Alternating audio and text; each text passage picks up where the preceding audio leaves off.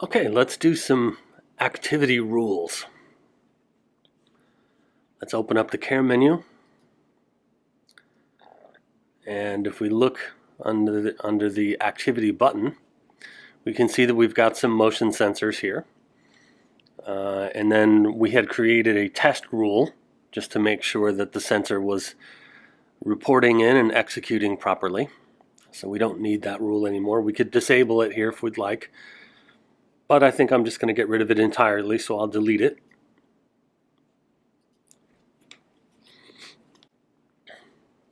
Now, let's add a new motion rule. Now, I've got a lot of options on these rule creation screens, so let's talk about them. So any motion is pretty self-explanatory. Anytime that this sensor detects motion, then it's going to do something. Or perhaps if it detects no motion, usually for a certain period of time, such as if you want to, my typical example is a basic no motion rule is if there's no motion in the kitchen between 6 a.m. and noon, that GrandCare should probably alert somebody to that. Or I can do next motion, and this is really, I think, for me, a lot about diagnostic stuff. So I just want to know the very next time that it detects motion, that's it. Now we've got something called excessive motion, which means that for the given period of time we specify, it's going to have to be detecting motion for over 80% of the time.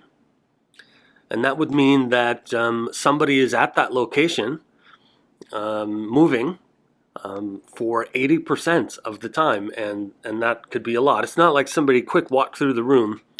That's they've been in that room for quite some time. That can kind of be handy to put something like that in a bathroom, and then to indicate if there's excessive motion in the bathroom for more than, I don't know, half an hour or whatever. If there's somebody in the bathroom for that long, that might be a problem. And then there's something called wandering motion, and this is only applicable if you have multiple motion sensors. And this would involve a rule of these motion sensors getting triggered one after the other for a period of time, indicating that somebody might be triggering them, wandering through the residence and triggering them over and over and over again, one after the other. This is something that we developed in conjunction with a person who had a seizure disorder. And one of the things that they would do sometimes before they had a dangerous seizure is that they would wander around in their residence. So this was a good warning for someone that they might be in some sort of trouble. So those are the options there. So I think maybe I'll do a no motion. And of course, I get to say if there's no motion by any detector, that would be a good rule too. You know, if there's no motion on any detector during normal daytime hours, that would be pretty weird. But I think I'm going to just say if there's no motion, like I said, in the kitchen, I don't want to do this anytime because there's lots of time during the night, for example, when you would have no motion in your kitchen. That's perfectly normal. But let's say if there's no motion in the kitchen between 6:30 a.m. and noon, then what do I want you to do? I could have it send an email. I could call the cell phone. I could send a text message. I could put a message up on the screen. I can request an on-screen acknowledgement with a little sound and an acknowledgement button. Any of those things are things that I can do. And in this case, I think I'm going to have it text somebody. Should I have it text all caregivers? Maybe I would do that. Or I could specify myself or Hans or whoever might be in this list. I think I'll just have it text me. And then we'll have it finish. Now, supposing I want to get a text message if there's no motion in the kitchen, but Hans wants to get an email if there's no motion in the kitchen. What do you do then? Well, simple. You just make a new rule and you say if there's no motion in the kitchen from 6:30 a.m. to noon, then we want it to send an email to Hans. And that way, you see, I have actually two different kinds of callouts. I have two different kinds of alerts, a text message and an email, going to two different people about the very same condition, no motion in the kitchen. And that's how you do that.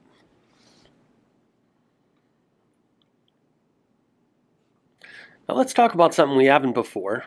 I'm going to close this activity window up, and I want to look under caller ID. Now, first of all, I should explain that GrandCare can do caller ID. That is to say, if you split your landline and you send one to the GrandCare through a little modem that we can supply you with, then GrandCare can display on screen the caller ID information that is part of that landline service, if you have that service. In addition to that, if GrandCare knows by the phone number of the person who's calling anything about that person, perhaps they're a caregiver of yours or another person that GrandCare knows about, it will display what it knows about that person, including displaying their picture. This is super handy with care recipients, with touchscreen users who might have a little dementia, might have some memory problems. It becomes a scary prospect to pick up the phone and to potentially have the person on the phone talk to you as if they know all about you, and perhaps you don't know who they are, but maybe you should. In this way, GrandCare can provide that little cognitive assist to let the person know who's answering the phone who is calling. But that's not the only thing that goes on here in caller ID. You can also make something called a call-out list. And I'm going to make a new list now. And here's my list of numbers that I have, and I can have as many as I want. And these are all just the caregivers' phone numbers that are added on their own user profile here in GC Manage, and when they get added to this system as caregivers, their phone numbers are available. I'm going to call this family list, and maybe I can move these around a bit. Maybe I just want it to call Hans before it calls me.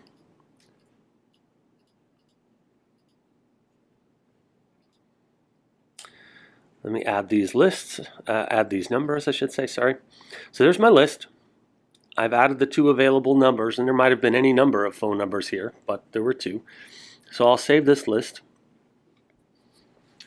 And now I can close this up. And now if I go back to activity, let's say I want to make another rule. I'll make a rule here and say if there's any motion, let's do something a little different. Let's do if there's excessive motion in the bathroom anytime for more than 40 minutes.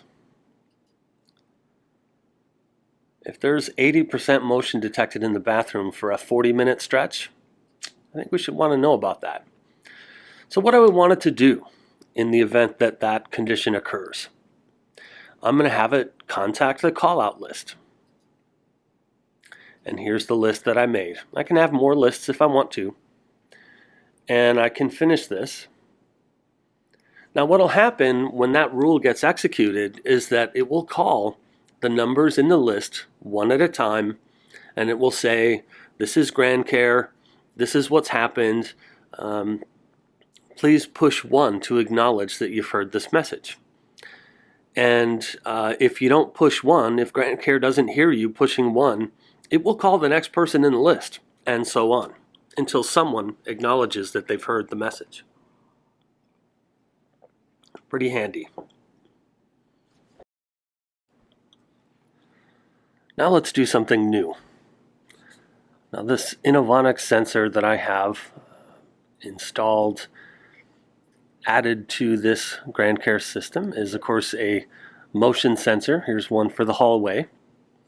And so it can detect motion, and we can make rules about that if we'd like to, but it's a multi-sensor, so we can sense other things too. And for example, if I go in to the weather button of the care menu, I can see that I have an environmental sensor, and it is listed as my Z-Wave hallway detector.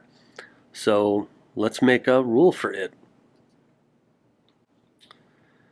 If, no, I'm not interested in the outside temperature. If the inside temperature is less than 66 degrees Fahrenheit,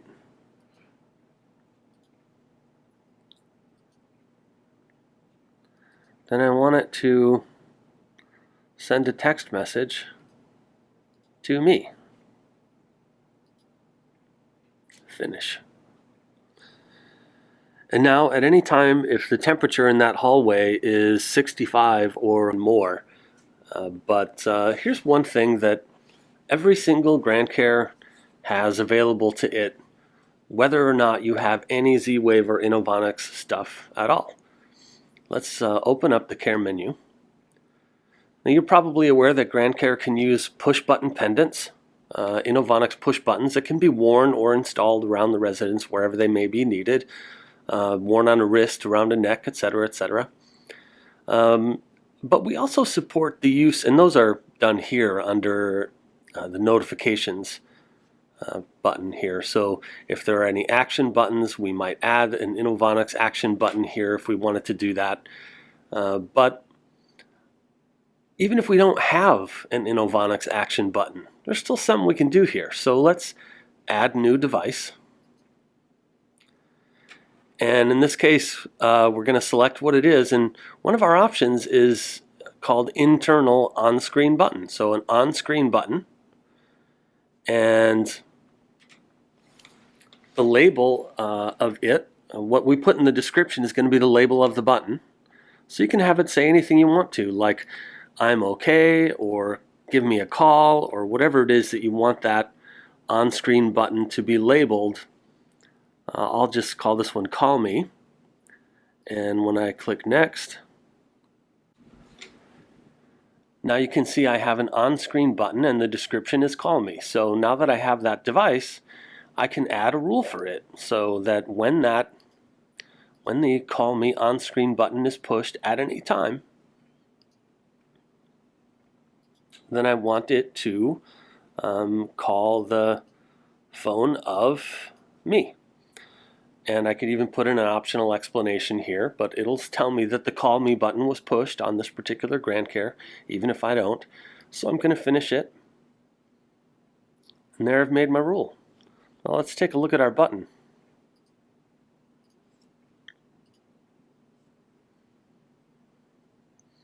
There's our Call Me button. And if I push it, even in emulation like this, it does say on screen that the Call Me button was pressed.